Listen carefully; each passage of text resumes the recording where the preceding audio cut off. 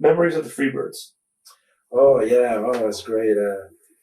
Michael Hayes. In fact, I just seen Michael about a month ago. I went to WWA in Montreal, and I remember he gave me a chair. I mean, the last time I worked with him, it was a chair shot he gave me. I almost took my head off. He says, "Rick, I'm sorry." So yeah, we did an angle with them. I worked with those guys. Terry, I worked a lot with Terry when I was the AWA champion, and Michael was great. I worked with Michael. We did an angle again with a car where I won the car, and then he busted the windshield,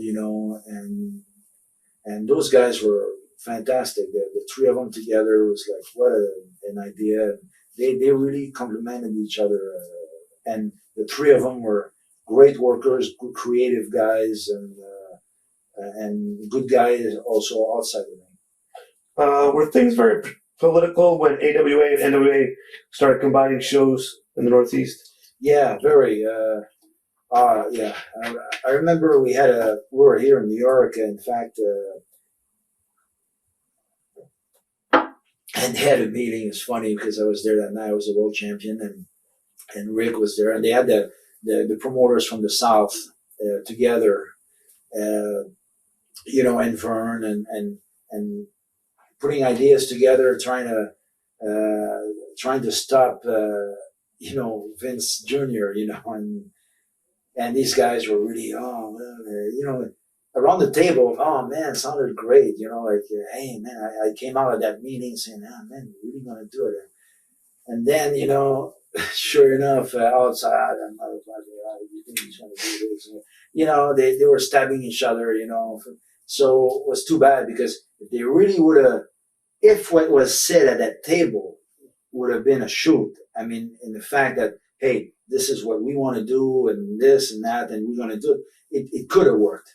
But they're all their egos, and because you remember, it's like they were like kings in their own area, so they didn't want to the power, split the power. They wanted the power all to themselves, and unfortunately, that's what killed them because instead of creating a union and working together, they still wanted to be the king in their own little kingdom, and that killed it.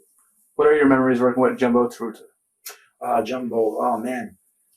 I remember first time working with him was the night I won the belt, and he couldn't speak a word of English. I mean, didn't speak much, and we never met. I mean, we walked in the ring. It was the first time we ever talked. We didn't even talk that night. We just went by instincts.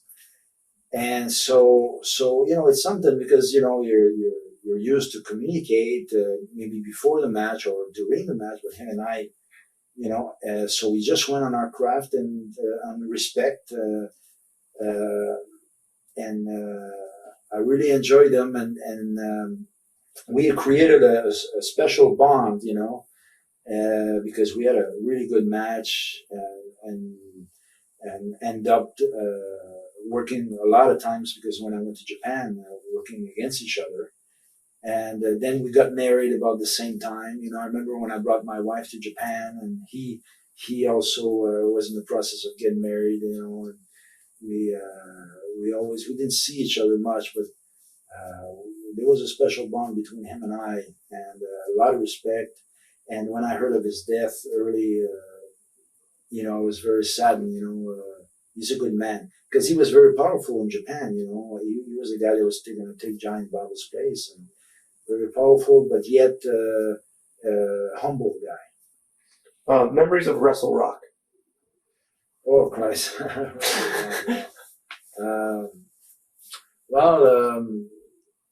was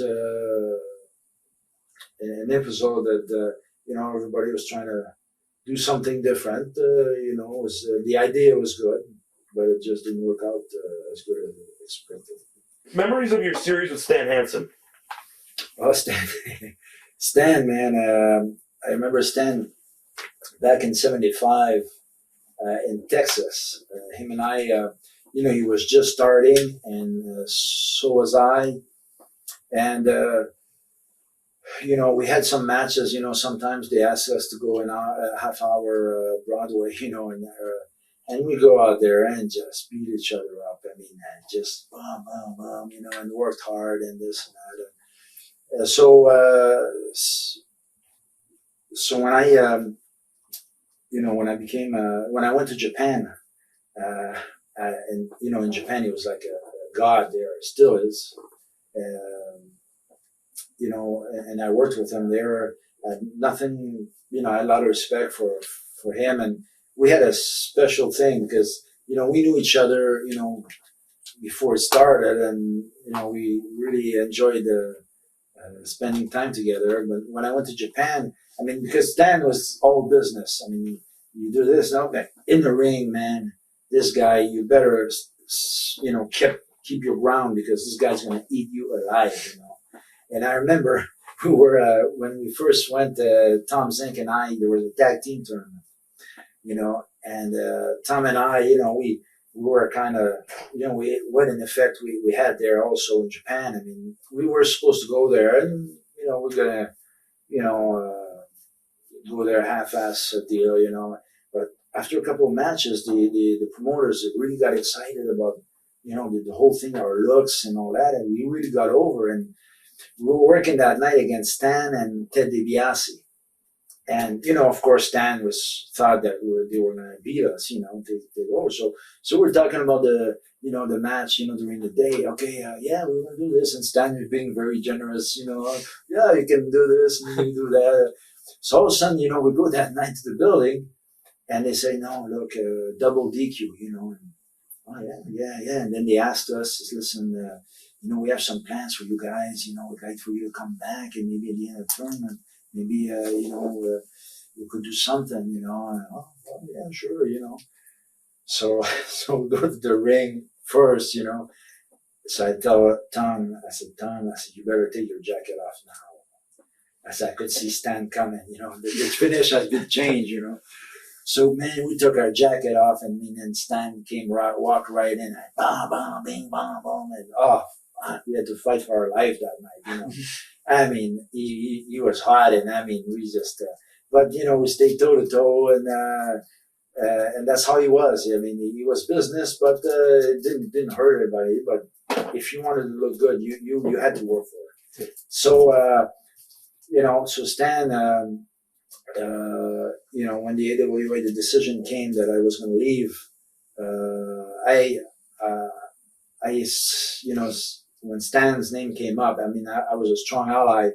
I wanted him and nobody else to take that belt. Why did you wind up leaving AWA? Okay, at that time, of course, I had the belt for a year and a half, and I was kind of tired of it.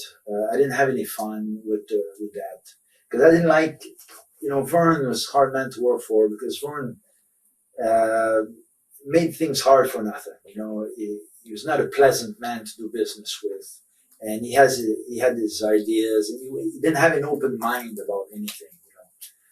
And that combined with the fact that I had an opportunity to buy in the promotion in Montreal with Dino, to buy a third of it.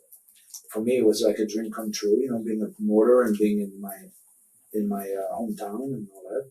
So I suggested it, and I remember when I told Vern about it, I think it was along his plans to do that because okay, Rick, yeah, good. And then when I mentioned Stan's name, was perfect. It was like the wheel was turning around because I had taken the belt from Jumbo and the belt was returning to Japan in a way because of Stan's situation. And I knew to myself, I said, you son of a gun, I said, you're gonna, telling to myself to Vern because Vern didn't appreciate him because there's one thing about me I can say about as a professional wrestler. I always gave 100% of myself in there. And I've always been a businessman and for working for the business. I mean, I never thought about myself, hey, what's in it for myself? It's always, hey man, I'm going to go there and make it work. And Vern, Vern didn't appreciate much, I said, look, when Stan's going to be here, my friend, maybe you'll appreciate what I did for you, So sure enough, when Stan went there because Stan wanted his way, Stan's way, that was it. And sure enough, Stan came in, man, and we had some. I remember at Chicago Stadium, we had a match, and Christ, I came back from that match. It was like I was hurt all over. Hit me with chairs and brought me in the dugout, and threw me all over. And we had a wild match, and finally we finished that deal, the angle, and then he ended up as a champion.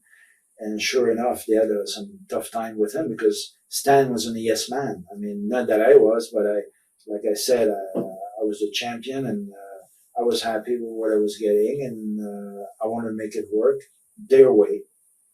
But Stan did not see it that way. Watch thousands of exclusive shoot interviews right now on TitleMatchNetwork.com.